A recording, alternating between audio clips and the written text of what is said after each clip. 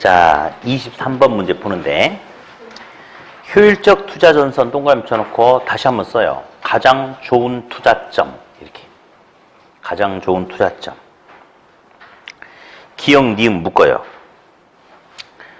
얼른 눈으로 봐봐요. 둘 다 맞는지 틀리는지. 아니야, 1번, 2번 묶어. 1번, 2번. 자, 맞는지 봐봐요.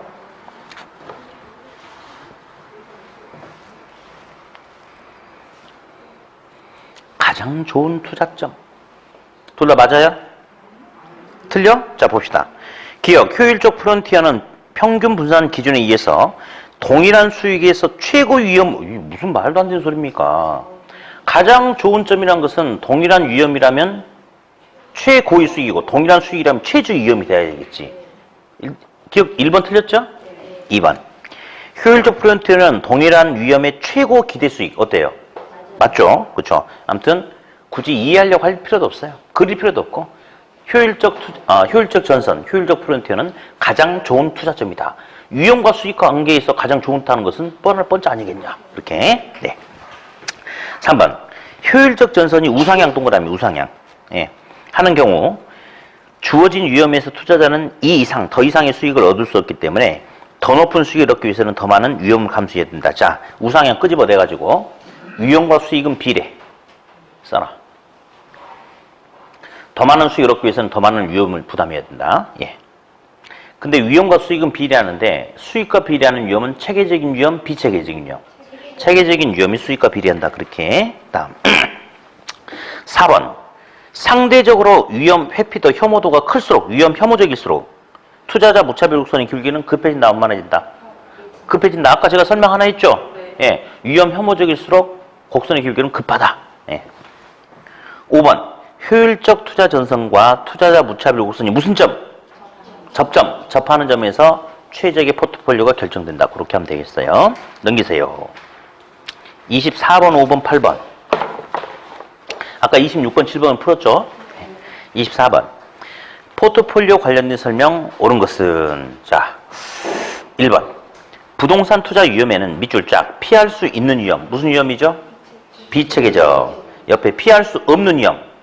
체계적인 위험이 있는데 혹시 전자, 후자를 모르시는 건 아니겠죠? 전자는 체계적인 위험, 후자는 비체계적인 위험. 틀렸죠? 전자, 후자가 바뀌었죠? 예.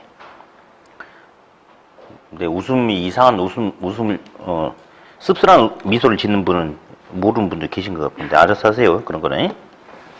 2번. 경기변동, 인플레이션, 이자율 변화 등에 의해서 야기되는 시장 위험은 피할 수 있다, 없다? 피할 수 없는 체계적인 위험이다라고 해야 되는데 피할 수 있는 했으니까 틀렸죠? 3번. 3번이 뭐 별거 아닌데 시험이 잘 나와요. 그러니까 서비스 문제지. 저기 비체계적인 위험은 제거 가능하는데 체계적인 위험은 제거 안 되잖아요. 근데 맨날 뭐 3번처럼 뭐 체계적인 위험도 제거할 수 있다. 이렇게 내줍니다. 자, 아무튼 3번.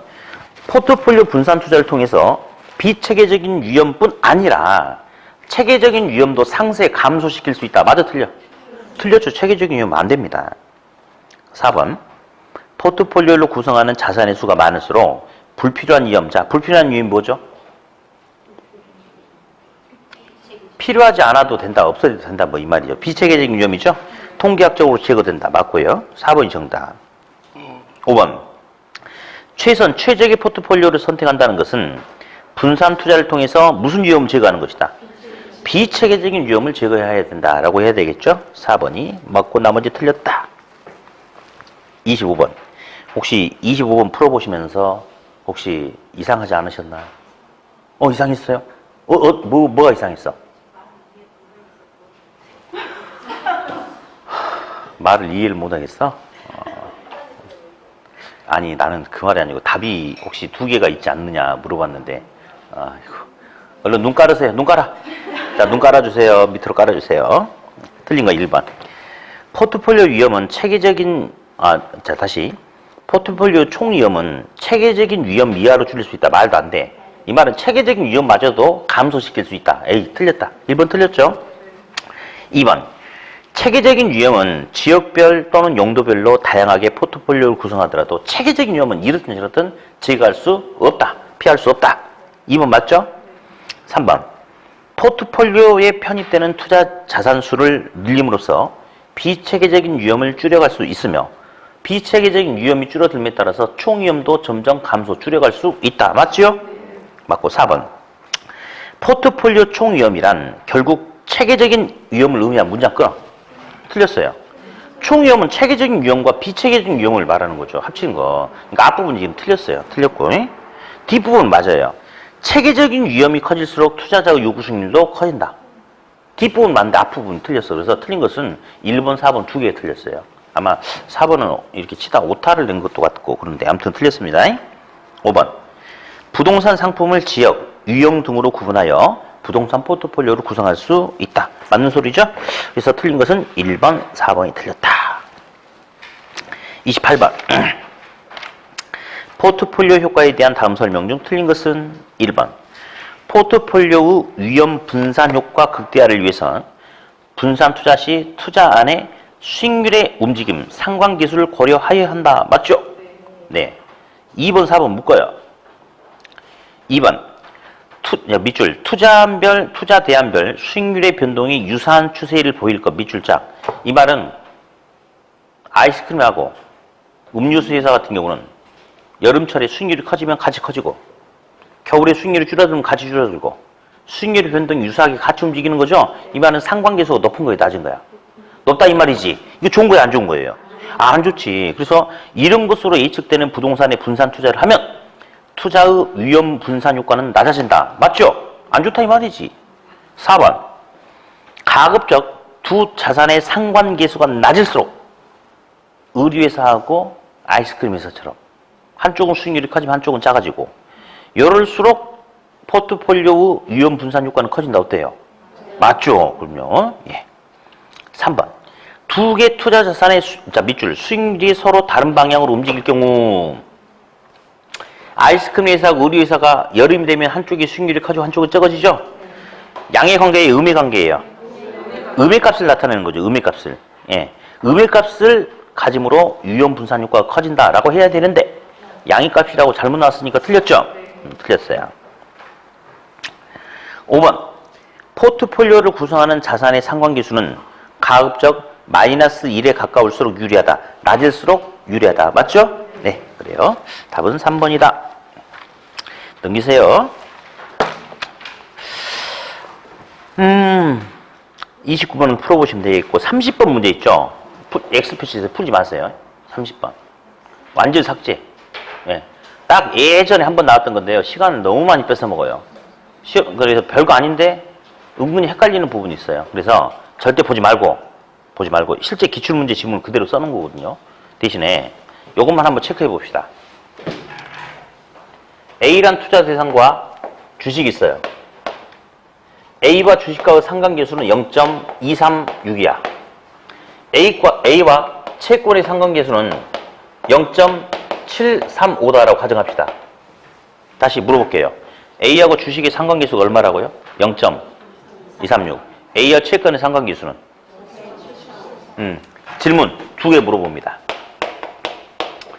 주식과 채권 중에 A와 수익률의 움직임이 유사하게 나타나는 건 누구냐? 누구죠?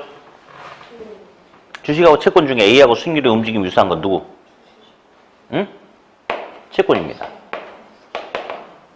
첫 번째 질문은 누구랑 했을 경우 분산 투자 효과가 커지냐 그게 물어본 게 아니고 그냥 수익률의 움직임, 변동이 서로 유사하게 나타나는 게 뭐냐? 채권이 더 수익률의 변동이 유사하게 나타나잖아요. 상관성이 높잖아요. 그러니까 첫 번째 질문은 상관계수가 높은 게 뭐냐? 그거 물어보는 거예요. 두 번째, 주식과 채권 중에 A와 분산 투자할 경우 분산 투자 위험 감소 효과가 더 큰 건 누구냐? 누구죠? 이건 주식이에요. 두 번째 질문은 상관계수가 낮은 게 뭐냐? 그거 물어보는 거예요. 그거. 예. 그래서 시험에는 2번이 시험에 줍니다. 그러나 1번도 물어본 적이 있다는 거. 다시 합니다. 포트폴리오 분산 투자 효과가 큰 게 뭐냐라고 물어볼 때는 상관계수가 높은 거 찍어야 돼? 낮은 거 찍어야 돼? 낮은 거 찍어야 돼. 낮은 거. 이거. 단지 그냥 두 투자 대안의 수익률이 커지면 같이 커지고 작아지면 같이 작아지는 수익률의 움직임 유사한 게 뭐냐? 그건 물어보는 것은 상관계수가 높은 게 뭐냐? 그건 물어보는 겁니다.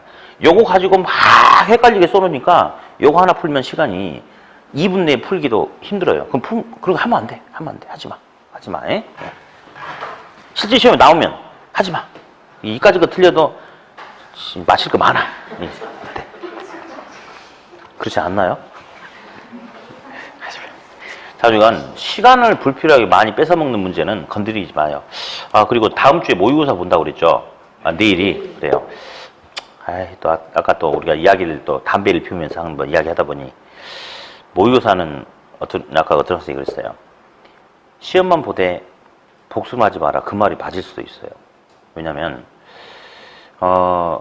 시험에 적합한 문제도 있는 반면에 전혀 안 나오는 문제도 있고 뭐 불필요한 문제도 있고 막 그런 것들이 있어. 그래서 그것도 맞을 수도 있을 것 같아요. 그냥 한번 테스트용으로만 쓰고 그러니까 왜냐면 우리 학생들은 어떤 문제가 좋은 문제인지 안 좋은 문제인지 근래에 나오는 방향인지 그렇지 않은지 그걸 구분할 수가 없잖아요. 한 5년 공부하면 할 수도 있을지도 모르는데 그렇게까지 하고 싶은 생각은 없죠. 그래요.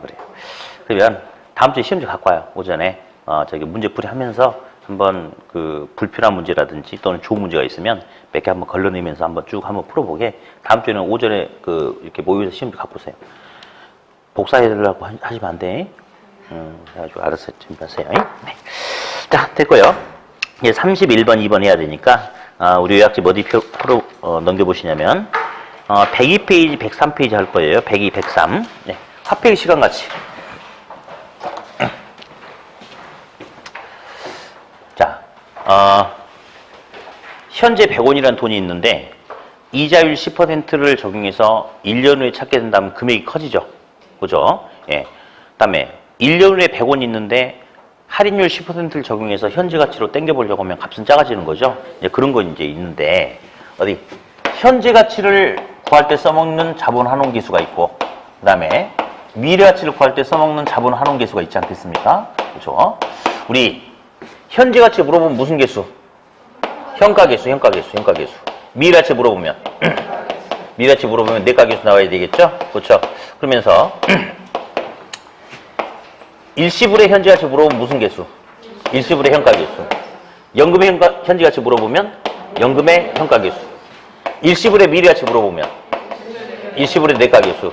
연금의 미래 가치 물어보면 연금의 내가 계수. 자, 항상 시험에 나온 게 있죠. 투자는 현재 하려고 한다고 그랬어요. 현재 은행으로부터 빌리고자 하는 빌릴 돈이 있다. 대출금이다.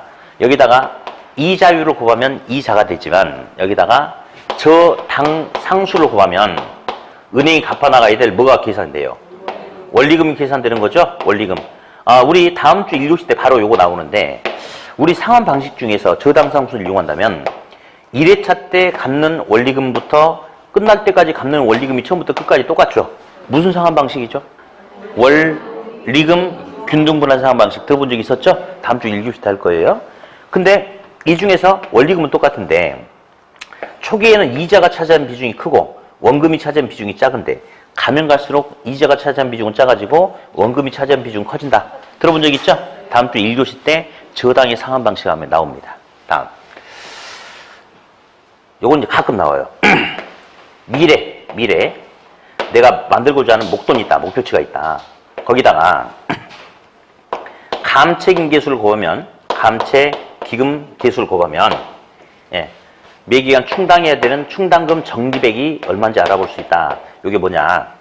10달 후에 100만 원이라는 돈을 만들려고 한다. 10달 후에 미래. 근데 대의저금통에다 집어넣는다면 한 달에 10만 원씩만 집어넣으면 되겠죠. 그죠? 그럼 10달 후에 100만 원이 되는 거니까. 근데 대의저금통은 이자를 안 주잖아요.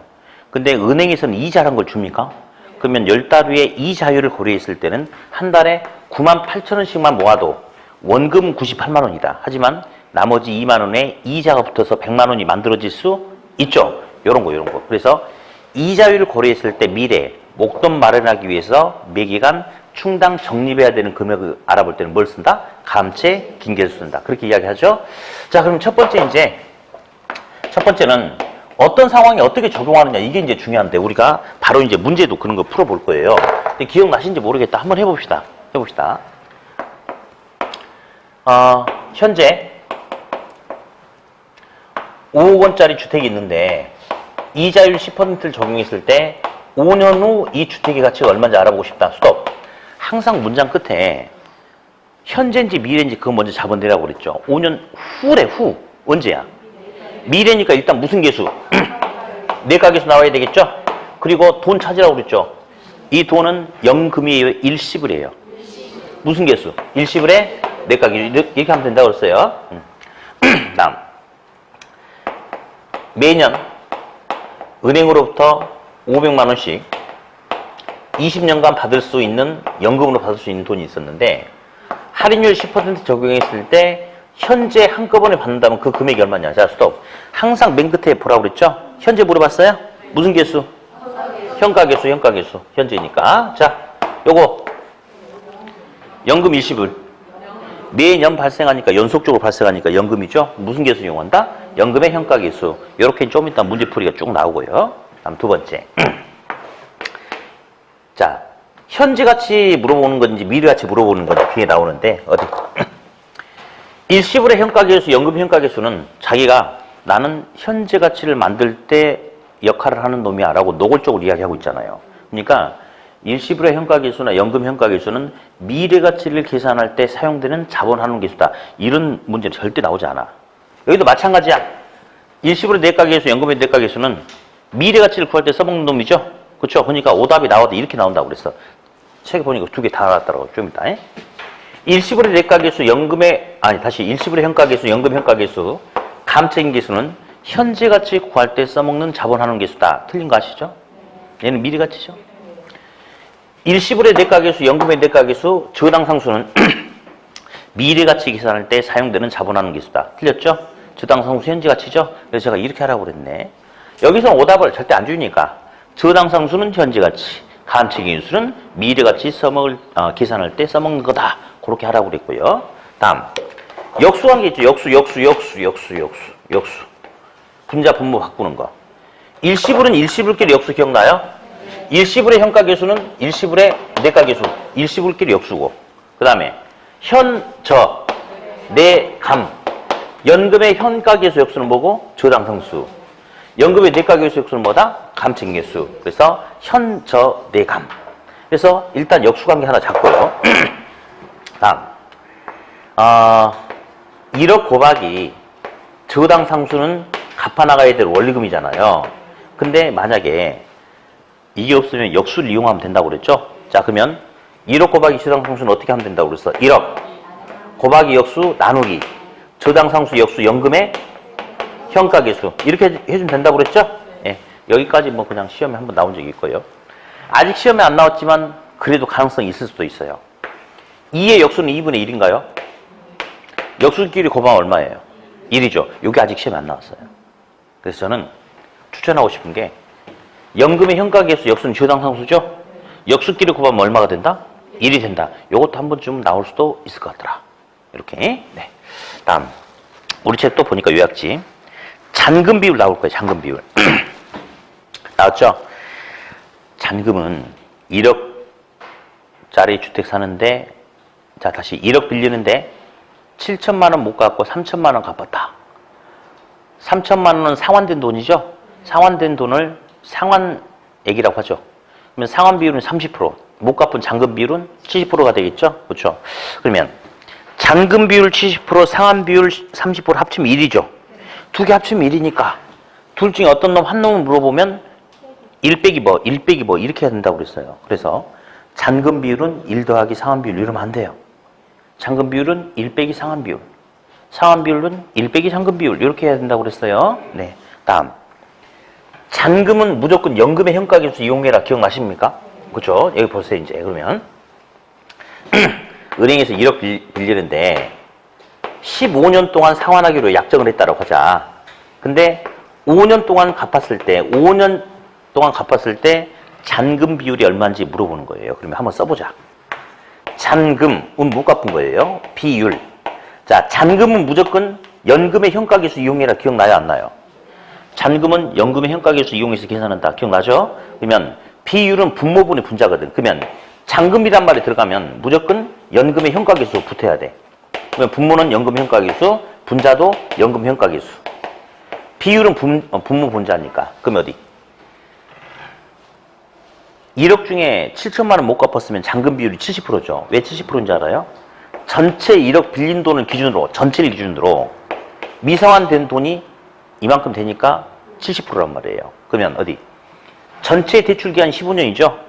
그리고 5년 동안 갚았죠? 미상환된 기간이 몇 년이에요? 10년. 분모는 그러면 전체 기간이 들어가야 돼. 몇 년짜리? 15년짜리. 분자는? 그렇죠. 5년 갚았고 10년 못 갚았으니까 미상환 기간 10년을 이렇게 넣어줘야 된다는 거예요. 이렇게. 네. 어디 문제 좀 풀어봅시다. 31번. 일단 1번 지문, 2번 지문 묶어놓으실래요? 자, 31번 문제 풀 거예요. 1번. 미래가치 계수로는 일시불의 미래가치, 연금의 미래가치 계수 됐죠? 옆에 저당상수 동그라미. 얘는 무슨 가치예요? 현재가치 구하는 거잖아. 틀렸네. 정말 딱 이렇게 시험에 나와요. 2번도 마찬가지야. 현재가치 계수로는 일시불의 현가계수, 연금의 현재가치 계수, 감증계수는 뭐예요? 감증계수는 미래가치죠? 예, 틀렸죠? 예. 다 따라서요. 저당상수는 현재가치, 감증계수는 미래가치. 시작. 저당상수는 현재가치, 감증계수는 미래가치. 3번. 화폐의 시간가치를 계산하는 공식에서 이자 계산 방식으로는 복리 방식을 채택한다. 맞죠? 네. 맞아요. 3번 정답이고 4번. 현재 이론을 이자율 R%를 적용했을 때 N년 후에 달성되는 금액을 산정 수업. 후니까 미래가치죠? 내가계수. 지금 여기 현재 이론은 딱 한 번 발생하는 거니까 뭐죠? 일시불이죠? 일시불의 내가계수. 연금이라고 잘못 나왔네요. 틀렸고. 5번. 일시불의 내가계수 밑줄. 자, 매년 이론식 받게 되는 연금을 이자율 R%로 계속해서 적립했을 때 N년 후에 발생되는 금액을 산정할 때 활용한대. 자, 후니까 내가계수 맞죠? 여기서 이론은 한 번 발생해요? 연속적으로 발생해요? 매년 연속적으로 발생하는 거니까 연금이죠. 그러니까 무슨 계수? 연금의 내가계수. 답은 몇 번? 3번. 32번. 화폐의 시간가치 계수에 대한 다음 설명 중 틀린 것은 했네요. 어디? 1번. 연금의 내가계수 밑줄. 연금의 내가계수는 이자율이 R%고 기간이 N년일 때 매년 이런식 N년 동안 받게 될 연금을 일시불로. 자, 아까 제가 환원이란 게, 할인은 현재 가치라고 생각하라고 그랬죠? 그렇죠? 환원한 액수. 그럼 현재 가치를 물어본다. 자, 수업. 현재 가치 물어봤으니까 내가계수, 현가계수. 현가계수가 나와야 되겠죠? 그래서 연금의 내가계수가 아니고 연금의 현가계수. 틀렸어요? 네. 2번, 3번 묶어요. 2번. 일정 기간 후 이론을 만들기 위해서 적립해야 할 액수를 나타내는 자본환원 계수는 감증계수고 역수는 연금의 내가계수다. 맞죠? N년 후 얼마 만들기 위해서 이자율 고려했을 때 매기간 적립해야 되는 금액. 3번 똑같은 소리예요. 감증계수는 미래 사용할 금액을 적립하기 위한 매월의 적립금을 계산하는 데 사용한다. 예, 똑같은 표현이다. 보여주기 위해서 나온 거고요. 4번은 별표죠. 미상환 대출 잔액, 잔금을 계산할 때는 뭘 이용한다고 그랬어요? 연금의 현재가치, 현가계수를 이용한다고 그랬죠? 그렇죠? 4번 중요하고요. 5번. 주택 마련을 위해서 은행으로부터 원리금 균등 불안상환 방식으로 주택 구입 자금을 대출한 가구가 매월 상환해야 될 금액을 산정하는 경우 뭘 이용한다? 저당 상수를 이용한다. 그렇게. 네. 또 넘겨보세요. 34번, 5번, 37, 8번. 네. 자, 일단 34번 해볼게요. 화폐의 시간가치 계수에 대한 다음 설명 중 옳은 것은 1번.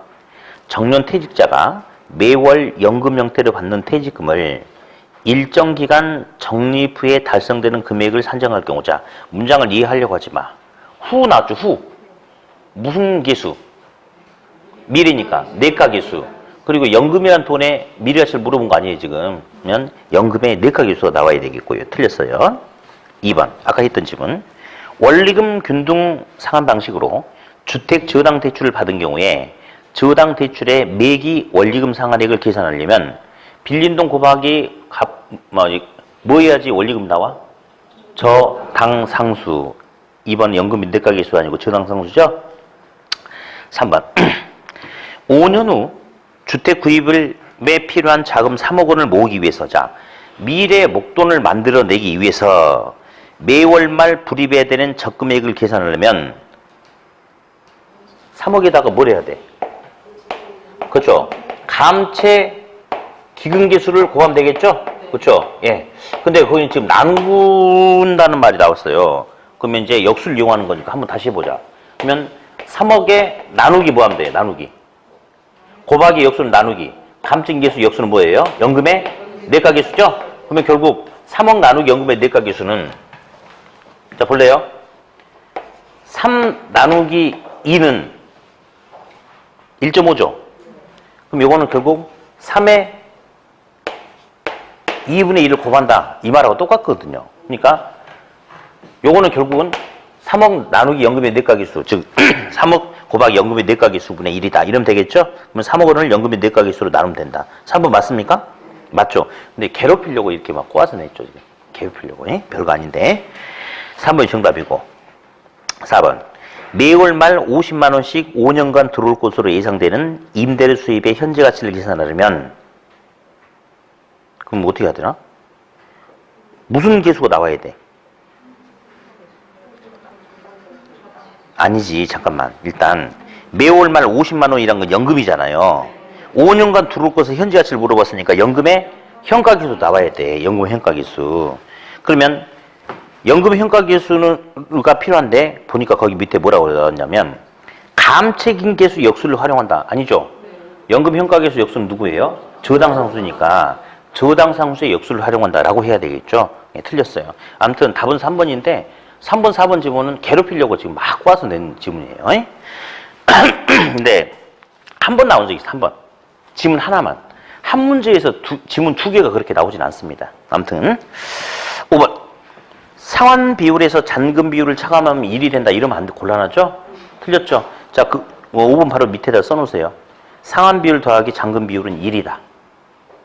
그러니까 A 더하기 B는 1이기 때문에 A는 1-B고 B도 1-A 그렇게 나와야 돼요. 예?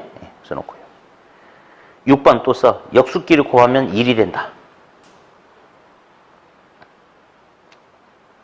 답은 3번이다. 그렇게 하고요.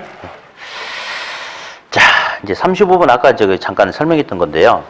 자, 15년간 매월 원리금 균등 불안 상환 조건으로 연 이자율 8%, 5천만 원 융자 받았다. 5년이 경과되는 시점에서 잔금 비율로 오른 것은, 그러면 요거죠, 요거. 아까 총 15년 중에 5년 갚았으니까 연금의 현가기수분의 연금의 현가기수인데 부모는 전체 15년짜리고 분자는 미상환된 거 10년짜리. 그래서 10년짜리 연금 현가기수가 82.425 나누기 15년짜리 연금의 현가계수 104.6406 이렇게. 답은 뭐 3번이 되겠죠? 네. 자, 이제 37번, 38번 할 텐데요. 38번이 훨씬 중요하고요. 37번은 딱 한 번 나왔고 말았거든요. 37번 그냥 하는 요령만 알아두고 38번이 시험에 줍니다. 일단 가봅시다.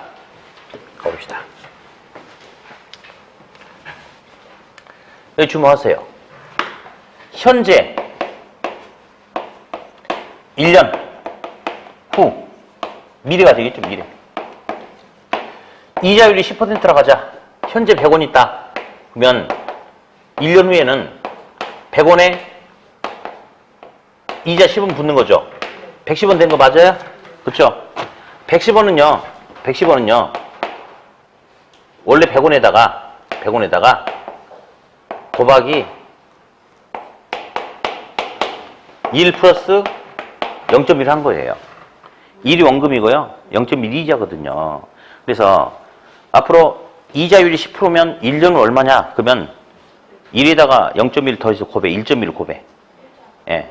이자율 20%면 1.2를 곱하고 1년이면 한 번 곱하고 2년이면 두 번 곱하고 할인도 마찬가지야. 할인. 1년 후에 110원이 될 수 있는 돈이 있다. 할인율 10% 적용하면 현재 가치 얼마냐? 100원이다. 왜 100원이냐면요. 원금 110원에서 미리 받으러 왔으니까 10% 깠대요. 그러니까 100원이 된대요. 그래서 이렇게 그냥 이자율이 10%면 1.1을 곱하고 할인율이 10%면 1.1을 나누고 그렇게 하면 된다고 그랬죠? 자, 그러면 이제 어디 이 문제를 한번 보면요. 37번. 투자자 갑은 3년 동안 매년 연말 1,000만 원씩 불입하는 정기 적금에 가입을 했다. 이 적금의 이자율이 복리 2%라면 3년 후 미래가치 얼마냐? 가볍게 보자고 그랬어요. 그러면 매년 말, 1년 차 말, 2년 차 말, 3년 차 말에 1,000만 원씩 집어넣겠대. 1,000만 원씩. 1,000만 원씩. 그랬을 때 3년 차 말에 가치가 얼마냐? 근데 복리 2%래. 2%. 그럼 어디? 1,000만 원 쳐보고 계산기에서 1,000만 원 쳐보고. 1,000만 원 쳐보고. 곱하기 2%니까 1점 뭐 하면 돼요? 1.02 치면 되죠? 곱하기 1.02 쳐보니까 1,020만 원 나오네. 그죠? 그러면 1,020만 원에다가 1,000만 원 또 얹어주세요. 2년차 때 1,000만 원 있으니까. 더하기 1,000만 원. 더하기 1,000만 원. 치니까 20만 2천 원이 나와요. 나오죠? 거기다 또다시 곱하기 1.02 치세요. 곱하기 1.02 딱 쳐보니까, 예. 20만 한 6천 얼마 나오죠? 맞아요? 아니. 2,060만 원 정도, 2,060 얼마 나오죠? 그렇죠? 거기다가 1,000만 원 또 더 얹으세요, 그냥. 얹으면 돼. 그러면 답은 대충 3,060만 4천 원이 나와요. 그러니까 답은 그냥 5번이 정답이야. 됐죠? 네, 넘기세요. 이제 38번이 시험의 메인이야. 38번. 8번. 자, 일단 요 문제 풀기 전에 실제 기출문제 하나 풀어볼 거예요. 자, 실제 기출문제 먼저 할게요. 자, 주목하세요. 매년 연말, 1년차 때, 2년차 때 말에, 연말에 은행에 2,000원씩 집어넣겠대. 그랬을 때 현재 가치가 얼마인지 할인율 10% 적용했을 때 해봐라. 스톱. 현재는 1월 1일이에요. 연말은 12월 31일이에요. 이제 2017년 1월 1일과 2017년 12월 32일은 같은 연도죠. 그렇지만 우리는 계산할 때 그냥 1년 잡아주면 돼. 1월 1일 00시부터 12월 말일 23시 59분 59초 땡지라니까 그러니까 이제 24시가 되는 거니까. 그러면 어떻게 하느냐? 계산기에다 2,000원 쳐요.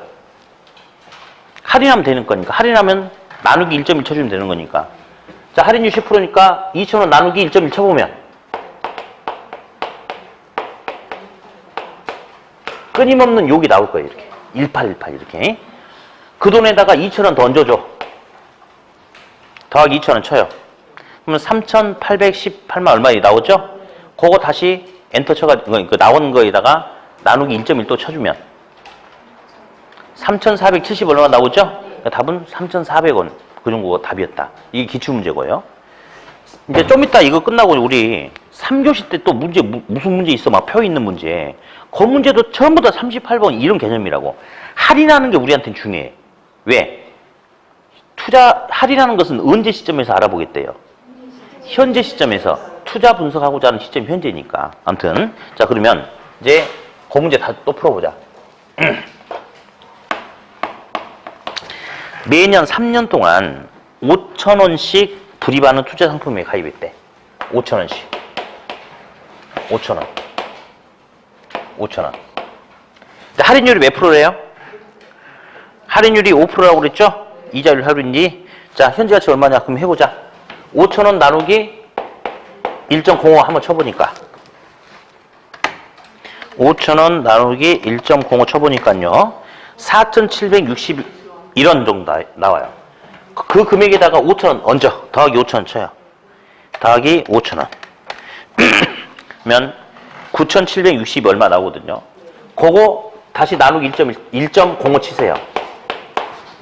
나누기 1.05 쳐보면 9,297원 정도 돼요. 거기다 또 5,000원 더 하세요. 더하기 5,000원. 14,000원 얼마 되거든요. 그거 다시 나누기 1.05 치세요. 쳐보면 13,616원 정도 됩니다. 그러니까 13,600원 근사치. 답은 1번이죠. 자, 아무튼 그렇게 하면 돼요. 그냥 계산기로 계속 할인해서 오면 돼. 할인해서. 계속 할인해서 오면 돼요. 에? 답은 1번이고요. 우리 문제 하나 더 풀어봐요. 그러면 3,000원씩 할인율 10%라고 해가지고 같이 해봅시다. 이제 자기 알아서 해봐.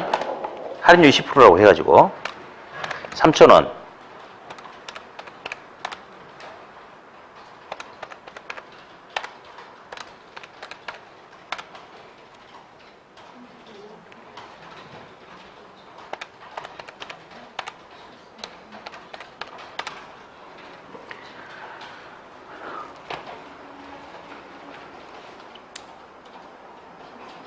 한 7,460원 정도 나옵니까? 네. 그렇죠? 자, 아무튼 이런 문제는 차분하게 이렇게 끌고 내려가 주면 되는 거예요. 네, 그렇게. 자, 어디 40번 문제 하나 풀어보자. 40번. 화폐의 시간가치 계수에 관해서 틀린 거 1번. 일시불의 내가계수 역수는 일시불의 현가계수. 맞아요. 일시불은 일시불끼리 역수라고 했으니까. 2번. 연금의 미래가치 계수 역수는 감책 계수다. 맞습니까? 맞아요. 3번. 연금의 현재가치 계수 곱하기 연금의 미래가치 계수는 1이다. 잠깐만. 현재 내감이잖아. 그럼 연금의 지금 역수끼리 곱해서 1이 되려면 연금의 현재가치 계수하고 저당상수를 곱해야 되지 않나요? 틀렸죠? 예, 틀렸어요. 4번. 저당상수 역수는 연금의 현재가치 계수다. 맞고요. 5번. 1억 곱하기 저당상수를 찾아야 되는데 없으면 역수 1억 나누기 연금의 현가계수 그러면 된다. 답은 몇 번? 3번. 그렇게 3번. 네. 자, 우리 요약지 105페이지 영업수지 계산 과정. 야, 중요하죠?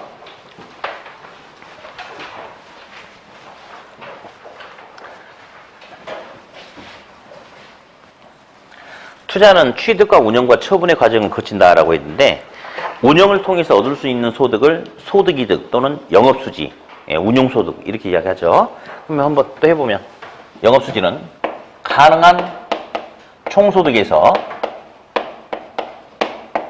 공실 및 불량부채 빼고 기타 소득이 있거들랑 기타 소득을 더하면 무엇이 되지요? 유효 총소득이 되는 거죠? 유효 소득이 돼요. 자, 이 유효 총소득에서 영업하면서 발생되는 영업 경비를 빼면 뭐가 되지요? 순영업 소득이 되죠. 순영업 소득. 자, 투자 시 100% 지분으로 투자하는 게 아니고 남의 돈 빌릴 수도 있죠. 그러면 빌릴 수 있으면 빌린 돈에 대한 원리금, 부채, 서비스액, 은행에 원리금을 갚아야 되겠죠? 그렇죠? 요거 빼면 뭐가 될까요?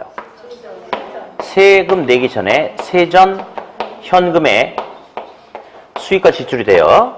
세전은 세금 내기 전이니까 세금 냅시다. 자, 이 세금은 영업하면서 발생되는 소득에 대한 세금이니까 영업소득세를 빼면 되겠죠? 영업소득세를 뺀다. 그러면 세전에서 세후를, 세금을 뺐으니까 뭐가 돼요? 세후에 현금의 수익과 지출이 되죠. 이렇게, 예, 이렇게 된다. 자, 그래서 이제 우리는 요거 가지고 이제 이야기를 한번 한다라고 했어요. 예. 자, 근데 봅시다, 그러면. 그 다음에 이제 지분복객은 매매순 전후 이런 거 금방 아시죠? 그렇죠? 그 다음에 세금은 뭐라고 그랬죠? 순이감의 세율. 이런 것들 이야기했어요. 자, 여기서 봅니다. 영업경비는 정상적인 영업활동을 함에 있어서 지출되는 비용을 영업경비다라고 그렇게 이야기한다고 그랬어요. 영업경비. 자, 그러면 어디? 영업경비에 포함을 시키는 항목과 포함을 시키지 않는 항목이 있는 거죠. 그렇죠? 예. 자, 영업경비에 포함시키는 항목이 많죠. 수도, 전기 사용료, 화재보험, 유지관리비 등등등 여러 가지가 있어요. 재산세 등등. 자, 근데 영업경비에 포함시키지 않는 대표적인 세 가지가 있다고 그랬죠. 부재 서비스액은 별도의 공제 항목이 있으니까 영업경비에 포함시키지 않고, 영업소득세도 별도의 공제 항목이 있으니까 영업경비에 포함시키지 않고, 또 감가상각비도 포함시키지 않는다고 그랬죠. 그래서 아무튼 그 세 놈은 포함시키지 않는다라고 알아두시고, 일단은 하나 더 듣고 갈 거예요. 여보세요.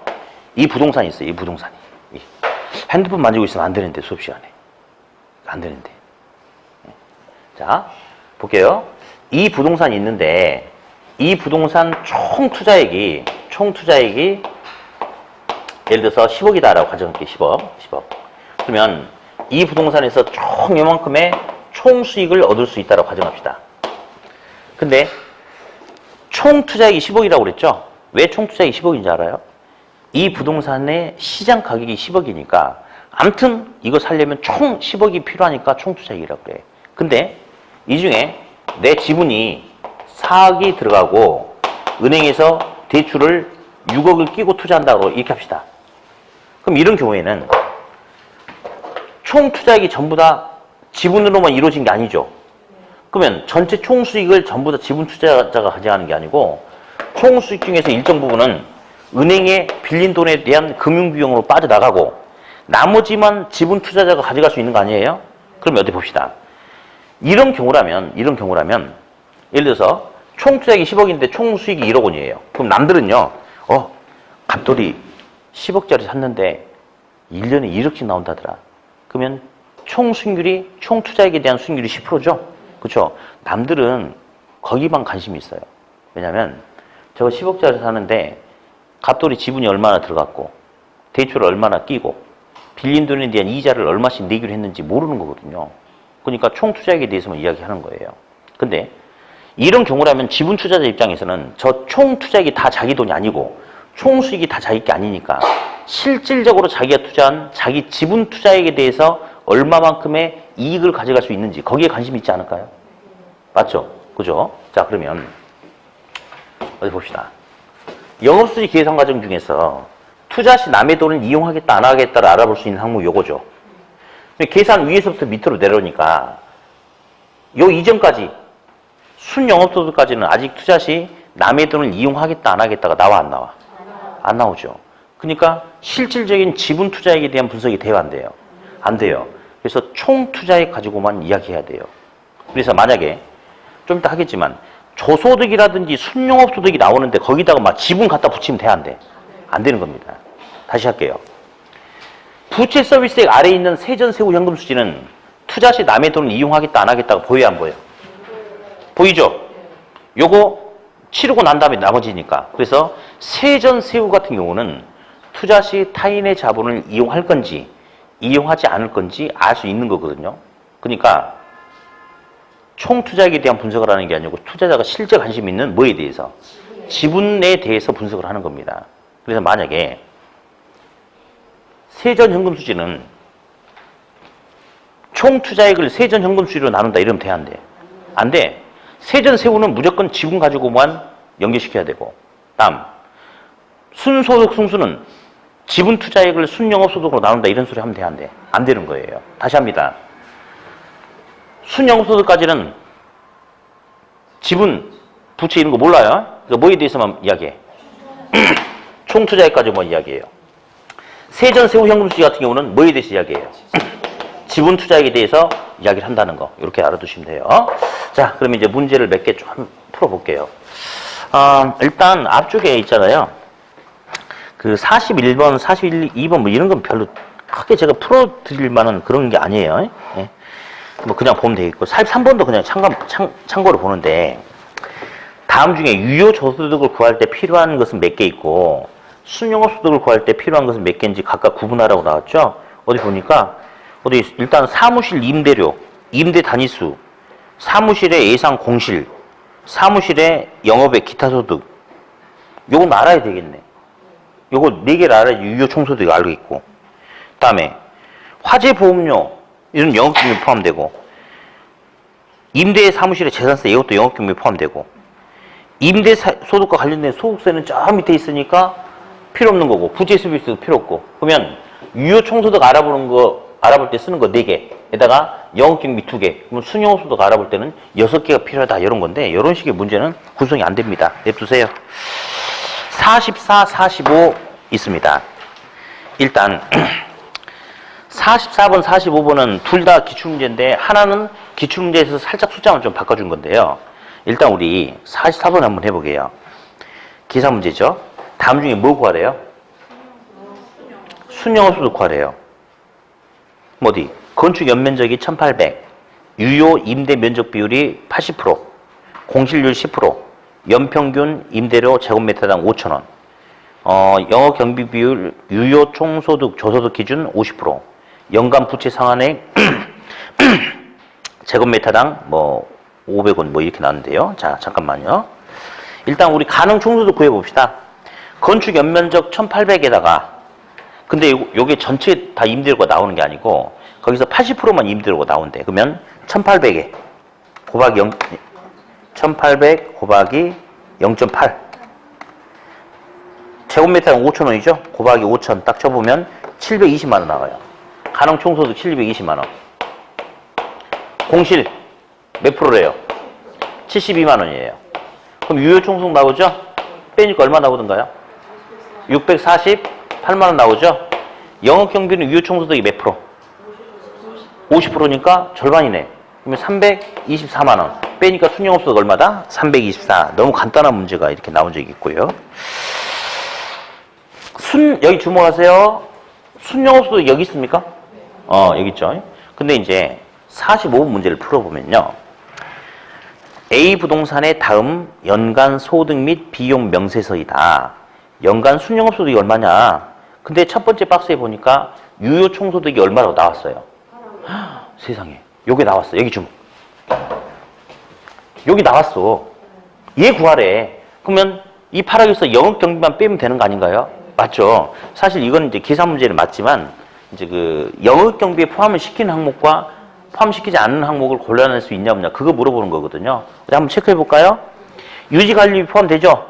동그라미 쳐놓고 화재보험료 영업 경비 포함되고 감가상각비 포함되지 않고 부채 서비스에 포함되지 않고 소득세 포함되지 않고 수도, 전기, 재산세 다 포함되죠? 그래서 포함되는 거 싹 합쳐봐요. 얼마인지.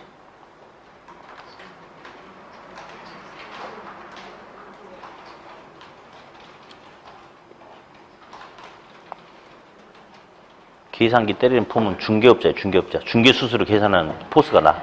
점수가 안 나와서 그렇지. 자, 영업경비 보니까 2억 8천 200 나왔어요? 그러면 거기서 그 2억 8천, 8억에서 2억 8천 200 빼니까 얼마? 5억 1,800 나왔죠? 답은 몇 번? 답은 5번. 그렇게. 자, 그럼 잠깐 휴식했다가, 저거는 그 칠판은 그대로 놔두고 휴식했다가 46번부터 하죠. 네.